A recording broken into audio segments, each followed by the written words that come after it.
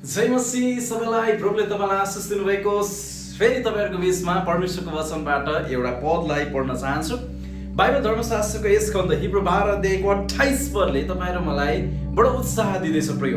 यहाँ के लेखेको छ भनेदेखि यसकारण हल्लाउन नसकिने राज्य पाएकोमा हामी कृतज्ञ हौँ। त्यसैले हामी भक्ति र भय साथ परमेश्वरलाई ग्रहणयोग्य हुने आराधना चढाउँ। आमेन।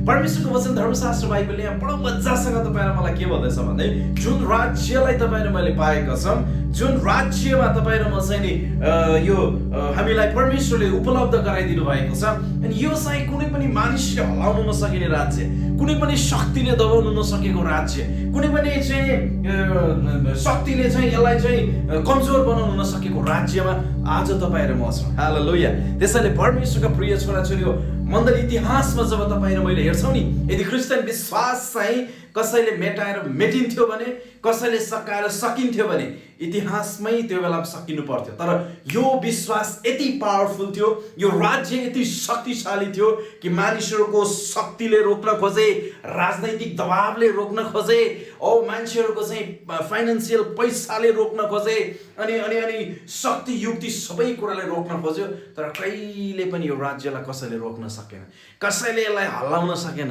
कसैले चाहिँ नि यसलाई केही पनि मूल्यको बनाउन सकेन। बिकज अफ परमेश्वरको पुत्र यीशु ख्रिस्टलाई तपाईँ र मैले विश्वास गरेको जुन राज्य छ नि, यो राज्य कसैले पनि हल्लाउन नसकिने राज्य, कसैले पनि दबाउन नसकिने राज्य, कसैले पनि हल्लाउन नसकिने राज्य। हालेलुया। त्यसैले यस्तो किसिमको पर्सिक्युसनको टाइममा पनि, एकदमै सतावटको बिचमा पनि, सङ्घर्षको बिचमा पनि, समस्याको बिचमा पनि छ नि, हामीले जुन विश्वास परमेश्वरलाई गरेका छौँ त्यो विश्वास अलिकति पनि हल्लिँदैन। बिकज जुन प्रकारको राज्य तपाईँहरू मैले पाएको छु नि, त्यो कसैले हल्लाएर हल्लिँदैन। हालेलुया।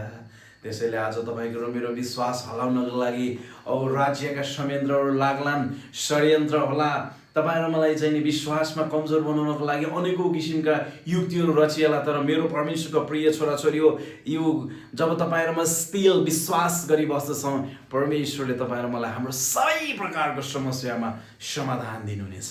आमेन। परमेश्वरले तपाईँलाई प्रशस्त आशिष दिनुभएको। जय मसीह सबैलाई।